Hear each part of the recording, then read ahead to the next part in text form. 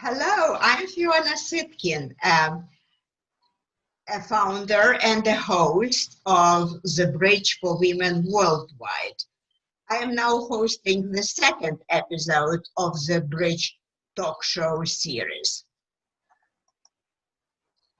And the topic of today's episode is Women Worldwide on the Rise, American English with an Accent.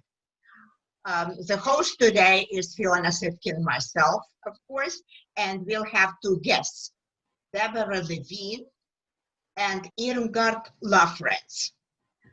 We are proud to be a by women, for women talk show because we want to engage women worldwide and relevant to their lives conversations in front of the gender diverse audience. We persist pushing for women's rights, causes, and movements. And today we focus on two topics. Number one, current events on domestic violence, where Irmgard Lafrenz will help me, and interview and discussion about American English with an Accent, where Deborah Levine will help me. Our talk show is partially based on my HuffPost blogs and the recent book called How They Made It in America, Success Stories and Strategies of Immigrant Women, from Isabella Allende to Ivana Trump to fashion designer Josie Natori, plus more. And today we'll have also the honor to interview Deborah Levine, one of my 18 prominent book subjects, and Irmgard Lafrenz, who also is one of my prominent book subjects. So let us start with the current events first.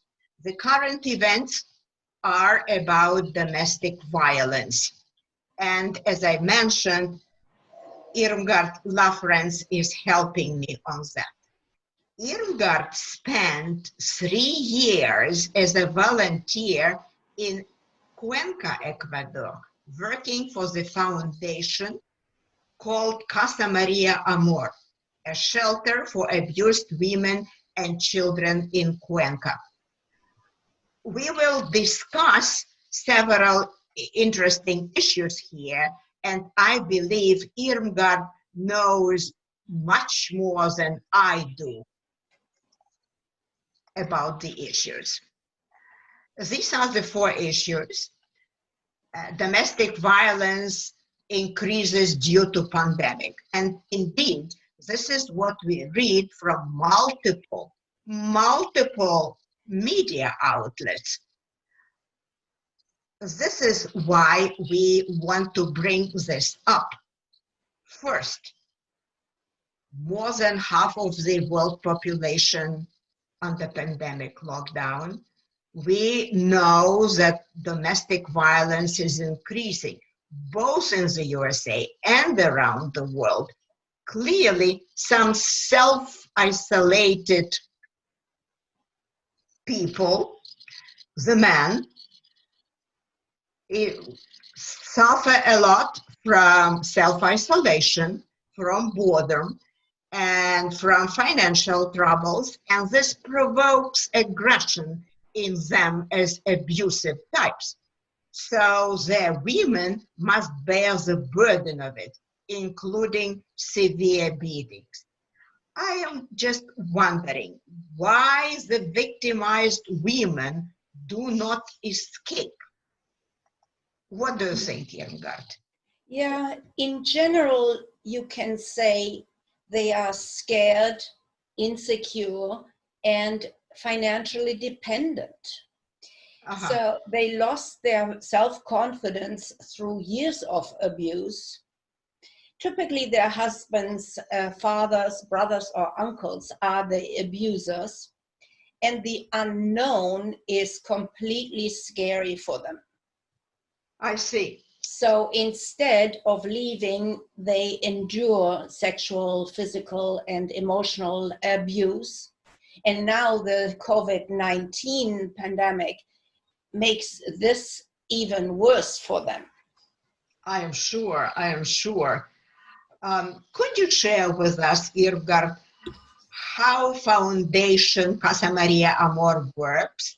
I heard they have a very large effort all around Ecuador. Yes, they do. Typically, the abuse happens in rural areas or small villages, small towns. The women are young, poor, uneducated, and with no support. The cycle is very hard to break because their mothers have been abused themselves, so they won't help their daughters. Casa Maria Armoire started as a grassroots network and has grown now and even has a hotline.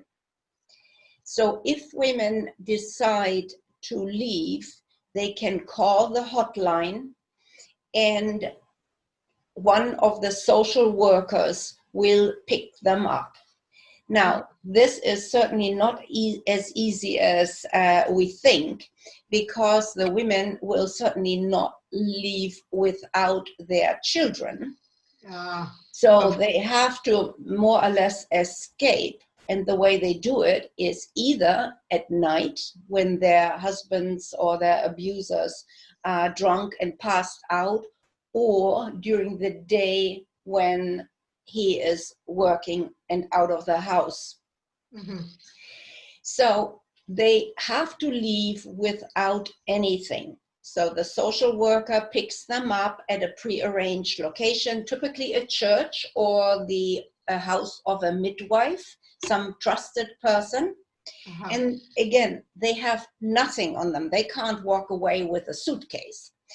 So they will be brought to Casa Maria Armoire, which is basically a safe house above Cuenca in the mountains. And there they get the essentials, clothes, toiletries, and a private room.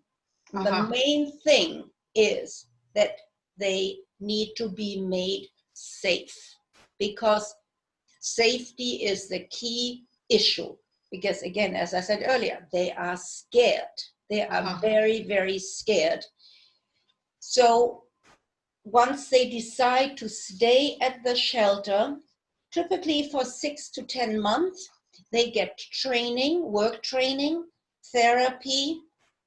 Their children go to school. Near the shelter is a school.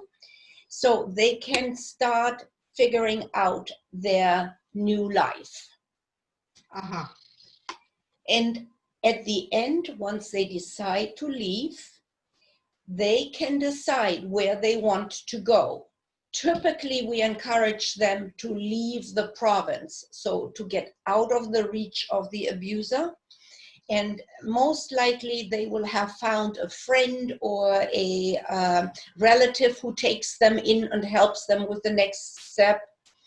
Or Maria Armoire has a network and refers them to the next network to help them to the next step. I see, I see. You know so very much. It's so informative. Everything you said is very, very informative. Let me share something about the United States situation. As reported by NBC News, throughout our country, the recorded reports of domestic violence are increasing.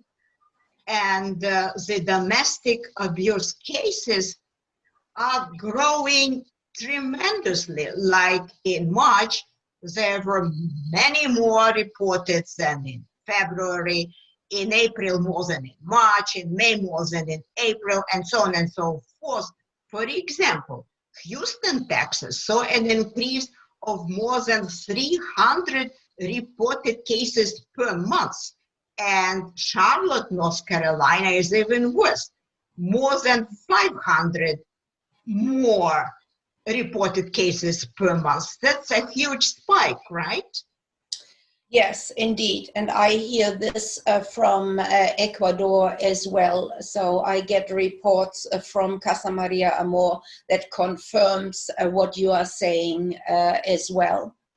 And I mean, the answer to this is strictly, we need more training for men. We need to be much more proactive. And this is worldwide. We need to be more proactive training and educating men that it's not okay to beat up their women. And giving that the second wave is most likely coming or already here makes this even more important. I totally agree with you. I totally agree with you, because from what we learn from media, global rates of domestic violence are also on the rise worldwide. Do you know, by the way, that France and Spain have adopted a very special system so the victims can secretly report their abuse? Did you hear about that? Yes, I did. Yeah, So, I love their system. Yes, I love their system. yes. Like, the victims go to pharmacy and say a coded word, Yes, mask 19, and then the help comes. yes. Wonderful. Yeah, this is a great way to do it. And I do know about the Violence Against Women Act 1994. But again, we need to do much more. And my mantra is we have to break the cycle of violence. Right. The cycle of violence needs to be broken. And for me, that is the key issue. And at Casa Maria Amor, we are working on this because the education and therapy for boys is crucial to break this cycle, because these boys don't see anything else but violence against women, and they may become the next generation abuser. So my thing is, I really hope we can manage to break the cycle with education, training, and therapy. I cannot agree more with you, Erbert, with all my heart. Of course, legislation is a good thing, very good, but systemic education of boys works from the grassroots. That's what really going to work. Yes. Now, let me make a point about women immigrants with limited English. They suffer even more than women at large, because they have a limited idea of where and how to seek help. But we need to care about them anyway, right? Yes. Well, thank you so very much, Irmgard, for sharing your knowledge. And thank you all those who are listening to us for listening, for understanding, and for the upcoming support. Thank you ever so much. Thank you so much for having me, Fiona.